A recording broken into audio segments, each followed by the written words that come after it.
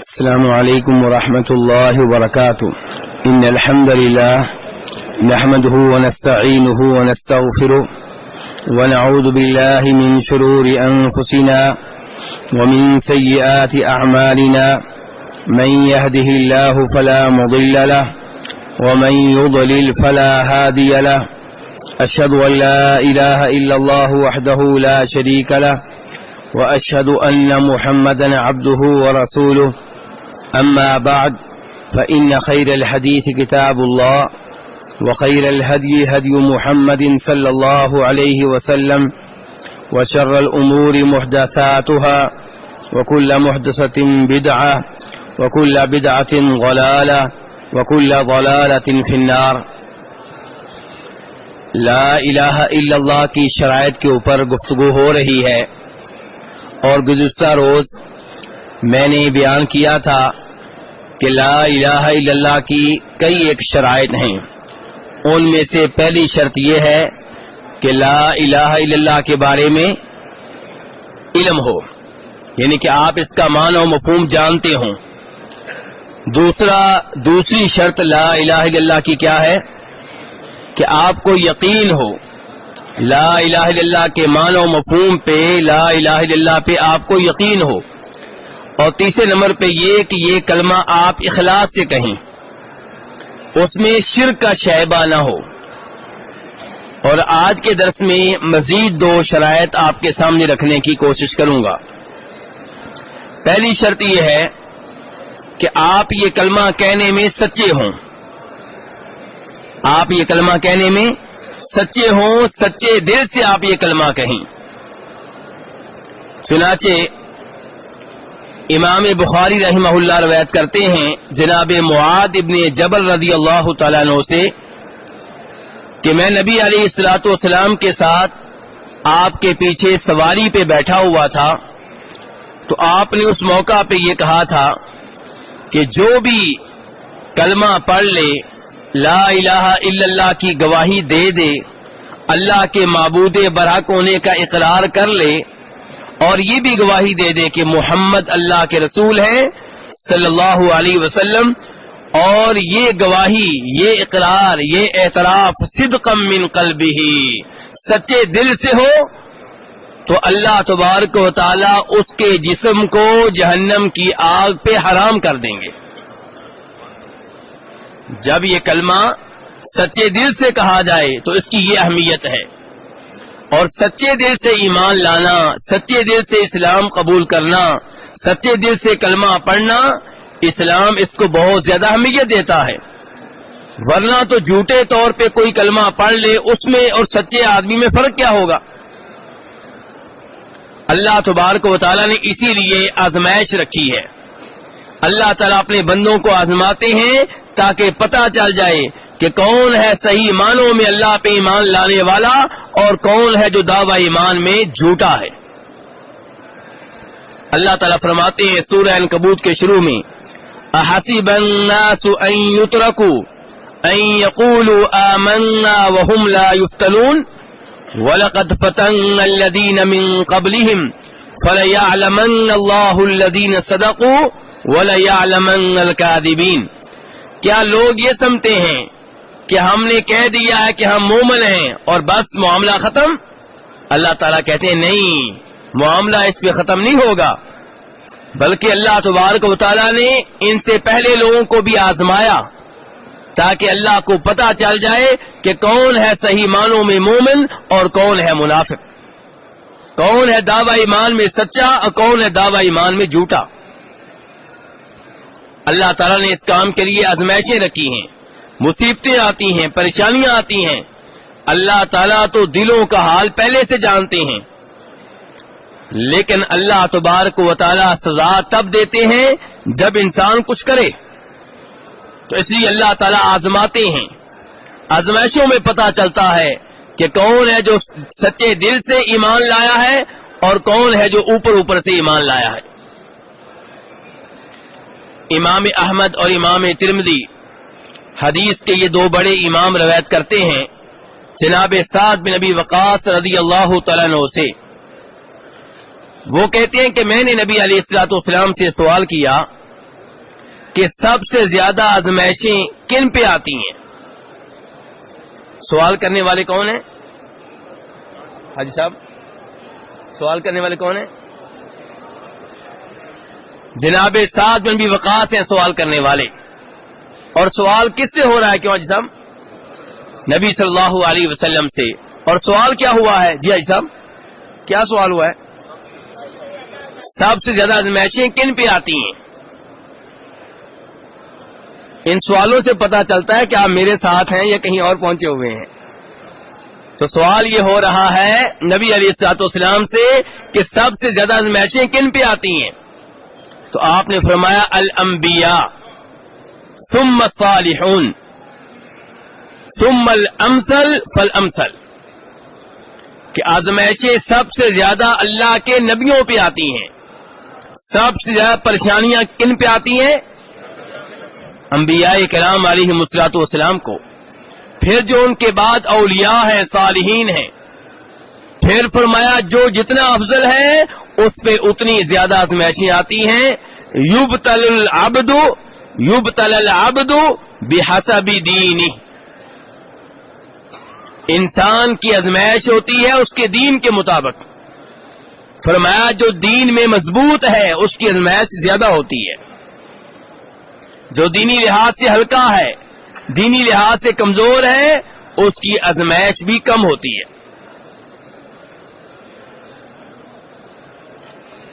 تو کہنے کا مطلب یہ ہے کہ اللہ تبارک و تعالی آزماتے ہیں کون دعوی ایمان میں سچا ہے اور کون دعوی ایمان میں جھوٹا ہے. ہم میں سے کئی لوگ آزمائشوں کی وجہ سے اتنے پریشان ہوتے ہیں کہ وہ اللہ کے شکوے شروع کر دیتے ہیں، اور یہ غلط ہے. مصیبت آئی ہے، پریشانی لاحق ہوگی، یہ فطرت کے عین مطابق ہے. لیکن اللہ کے شکوے کرنا اور اللہ پہ یقین نہ رکھنا، ایمان میں ڈاواں ڈول ہو جانا، متذبذب ہو جانا، یہ غلط ہے میرے بھائیوں. یاد رکھیے یہ دنیا یہ معیار نہیں ہے کسی کے اچھا یا برا ہونے کا. اگر آپ کا پڑوسی نمازیں نہیں پڑھتا، شرک کرتا ہے، پھر بھی اللہ اسے کوٹھیوں پہ کوٹھیاں دے رہا ہے، گاڑیوں پہ گاڑیاں دے رہا ہے، بیٹوں پہ بیٹے دے رہا ہے، رزق پہ رزق دے رہا ہے، صحت مند ہے، تندرست ہے، تو یہ زہری اس کی شان دیکھ کر دھوکہ نہ کھائیں. اللہ تعالیٰ فرماتے ہیں اَيَحْسَبُونَ أَنَّمَا نُمِدُّهُم بِهِ مِن مَالٍ وَبَنِينَ نُسَارِعُ لَهُمْ فِي الْخَيْرَاتِ بَل لَّا يَشْعُرُونَ. یہ کافر جن کو ہم ڈیل دے رہے ہیں، مال دے رہے ہیں، بیٹے دے رہے ہیں، یہ کیا سمجھتے ہیں کہ اللہ ہم پہ خیر کر رہا ہے؟ نہیں، ہم ان کی رسی ڈیلی کر رہے ہیں. بل لا یشعرون، انہیں شعور ہی نہیں ہے. جس کو یہ نعمت سمجھ رہے ہیں یہ نعمت نہیں ہے، یہ آزمائش ہے. یہ ان کے گناہوں میں اضافے کا سبب یہ چیزیں بن رہی ہیں. دوسری طرف نبی علیہ الصلوۃ والسلام اسی حدیث میں کہتے ہیں جو ابھی حدیث میں نے بیان کی ہے جناب سعد بن ابی وقاص والی، کہ جتنا دین میں کوئی زیادہ مضبوط ہے اس پہ اتنی زیادہ آزمائشیں آتی ہیں. اس حدیث کے آخر میں آپ فرماتے ہیں کہ دنیا میں آپ کو ایسا آدمی نظر آئے گا جو آزمائشوں میں گرا ہوا ہے، لیکن جب وہ زمین پہ چل رہا ہوتا ہے تو یہ وہ خوش نصیب ہوتا ہے جو گناہوں سے بالکل پاک صاف ہوتا ہے. کیونکہ آزمائشیں آ رہی ہیں، وہ صبر کر رہا ہے. گناہ جڑ رہے ہیں، درجات بلند ہو رہے ہیں. گناہ جڑ رہے ہیں، درجات بلند ہو رہے ہیں. تو بہرحال لا الہ الا اللہ پڑھیں گے تو آزمائشیں ہوں گی. اللہ تعالیٰ دیکھیں گے کہ آپ دعوی ایمان میں سچے ہیں کہ جھوٹے ہیں. تو یہ ایمان کی شرائط میں چوتھی شرط ہے کہ آپ کلمہ پڑھنے میں کیا ہو؟ سچے ہوں، دلی طور پہ کلمہ پڑھ رہے ہوں، سچے دل سے کلمہ پڑھیں. اور چھٹی شرط کیا ہے کہ آپ یہ کلمہ محبت سے پڑھیں. آپ کو کلمے سے بھی محبت ہو اور کلمہ کے معنی و مفہوم سے بھی محبت ہو. کئی لوگ ایسے ہیں جنہیں کلمے سے محبت ہے، کلمے کا وظیفہ کریں گے 100 بار، 200 بار، 1000 بار، منکے کے اوپر منکا، لیکن کلمے کا جو معنی اور مفہوم ہے اس پہ وہ عمل پیرا نہیں ہوتے، اس سے بغض رکھتے ہیں، توحید سے بغض رکھتے ہیں، شرک سے محبت رکھتے ہیں۔ قبر والوں کو پکارنا انہیں اچھا لگتا ہے، جو قبر والوں کو پکارنے سے روکے وہ انہیں برا لگتا ہے۔ اس کا مطلب یہ ہے کہ انہیں جو عربی میں کلمہ ہے اس سے محبت ہے، لیکن جو اس کا معنی و مفہوم ہے اس سے انہیں محبت نہیں ہے۔ جبکہ کلمہ کی شرائط میں یہ 5ویں شرط ہے کہ آپ کو کلمہ سے محبت ہو، کلمہ کے معنی و مفہوم سے محبت ہو۔ جناب انس بن مالک روایت کرتے ہیں، اور یہ حدیث امام بخاری اور امام مسلم دونوں روایت کرتے ہیں کہ نبی صلی اللہ علیہ وسلم نے فرمایا تھا، صلاۃ من کن فیہ وجد بہن حلاوۃ الایمان، 3 چیزیں جس میں پائی جائیں گی وہ ایمان کی مٹھاس کو محسوس کرے گا، اسے ایمان کی لذت محسوس ہوگی۔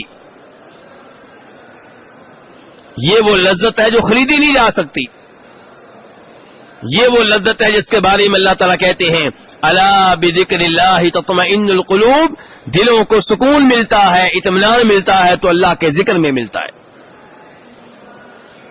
یہ لذت کیسے ملتی ہے؟ آپ فرما رہے ہیں 3 چیزیں جس میں ہوں گی وہ آدمی ایمان کی لذت کو محسوس کرے گا، پالے گا۔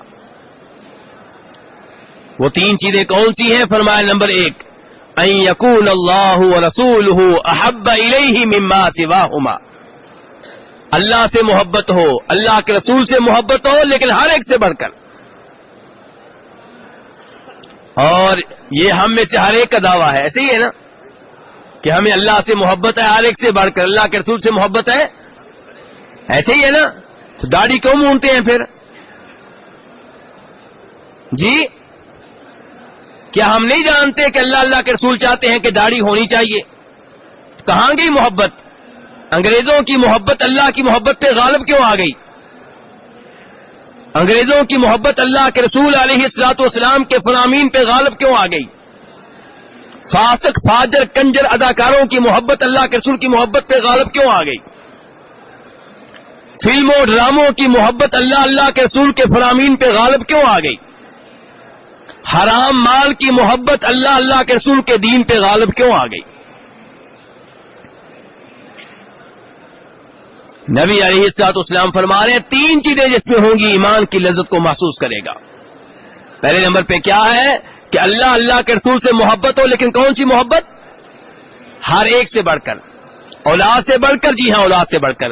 اولاد کی خاطر میں رشوت نہیں لے سکتا، اولاد کی خاطر میں سود والا کام نہیں کر سکتا۔ بیگم سے بڑھ کر محبت، جی ہاں بیگم کی خاطر میں نماز قربان نہیں کر سکتا۔ دوستوں کی مجلس کی خاطر میں نماز قربان نہیں کر سکتا، کیوں؟ کیونکہ میرے دل میں اللہ اللہ کے رسول کی محبت ہے، ہر ایک سے بڑھ کر ہے۔ جب کسی کے ہاں یہ محبت ہوگی تو ایمان کی لذت کو محسوس کرے گا۔ تو کتنی چیزیں آپ بتا رہے ہیں انسان میں پائی جائیں تو انسان ایمان کی لذت کو محسوس کرے گا؟ کتنی چیزیں ہیں؟ پہلی کیا ہے؟ اللہ اللہ کے رسول سے محبت ہو، لیکن ہر ایک سے بڑھ کر، ہر ایک سے بڑھ کر۔ نبی علیہ الصلوۃ والسلام کی حدیث آ جائے، حدیث کو سینے سے لگا لیں، والدین کو قربان کر دیں۔ آپ کی حدیث آ جائے سینے سے لگا لیں، ملک کو قربان کر دیں۔ آپ کی حدیث آ جائے سینے سے لگا لیں، اپنے مسلک کو قربان کر دیں۔ آپ کی حدیث آ جائے سینے سے لگا لیں، اپنے مولوی صاحب کو، قاری صاحب کو قربان کر دیں۔ آپ کی حدیث آ جائے سینے سے لگا لیں، اپنی برادری کو قربان کر دیں۔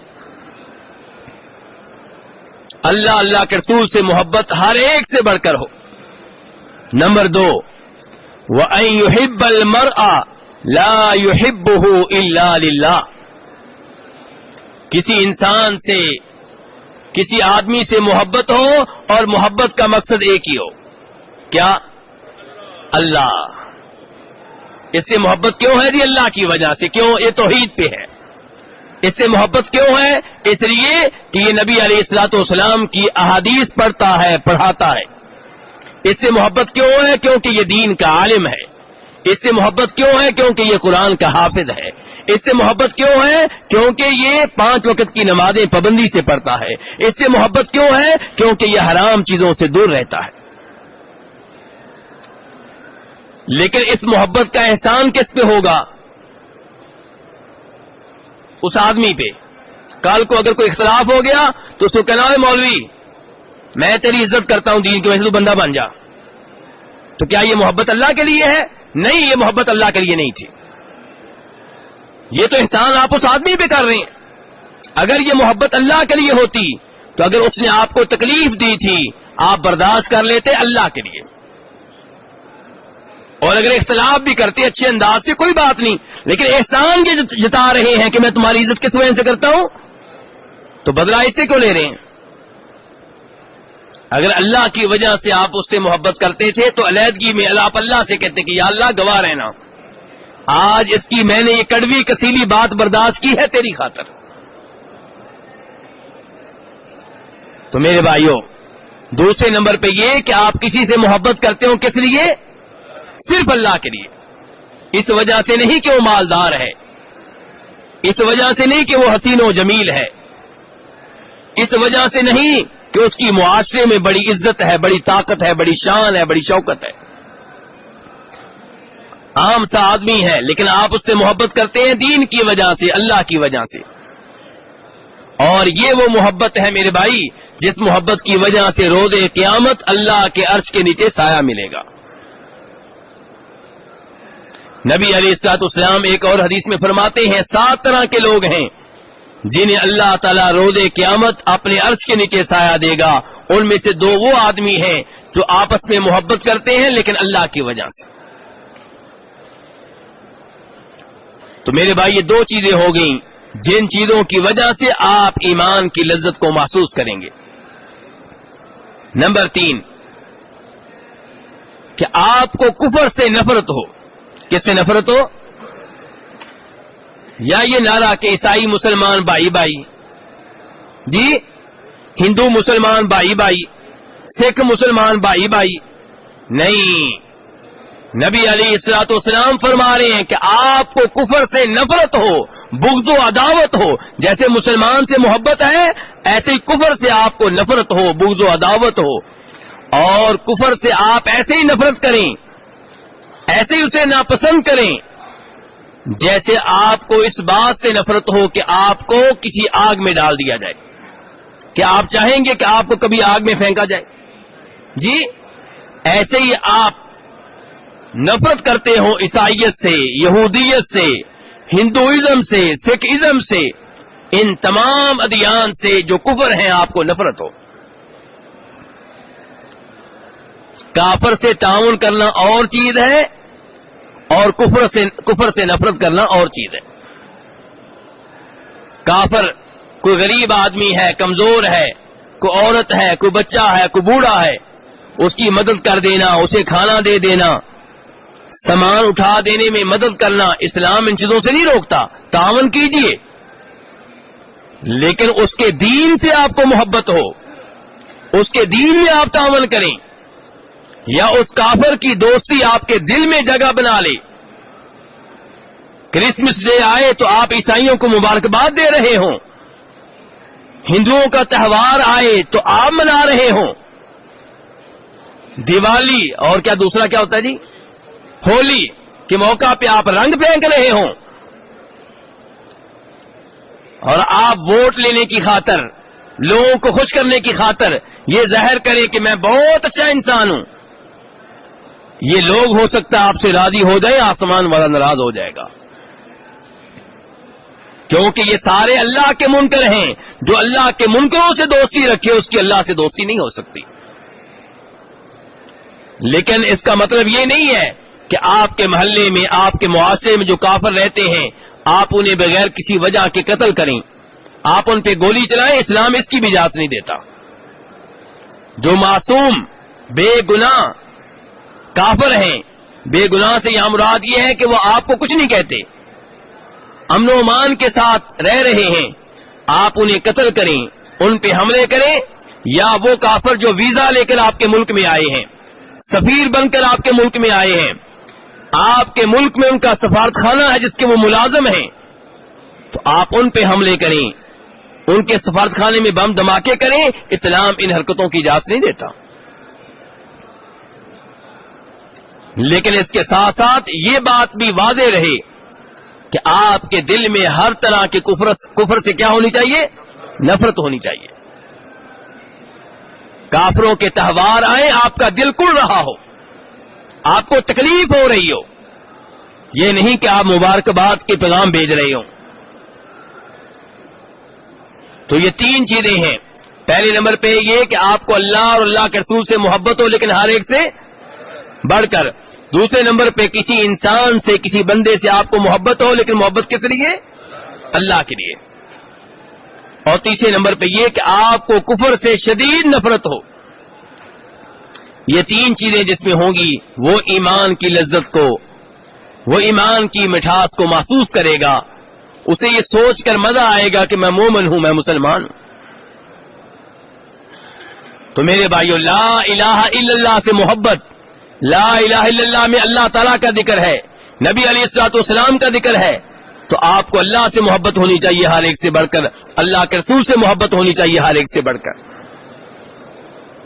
اور پھر آپ کو ان سے محبت ہونی چاہیے جو یہ کلمہ پڑھتے ہیں، جو اس کلمہ کے تقاضے پورے کرتے ہیں. تو یہ ایمان کی، یہ لا الہ الا اللہ کی شرائط میں سے 5ویں شرط ہے. اللہ تبارک تعالیٰ سے دعا ہے کہ ہمیں وہ لا الہ الا اللہ کا حق ادا کرنے کی توفیق عنایت فرمائے، اس کا معنی و مفہوم سمجھنے کی توفیق عنایت فرمائے، اس کے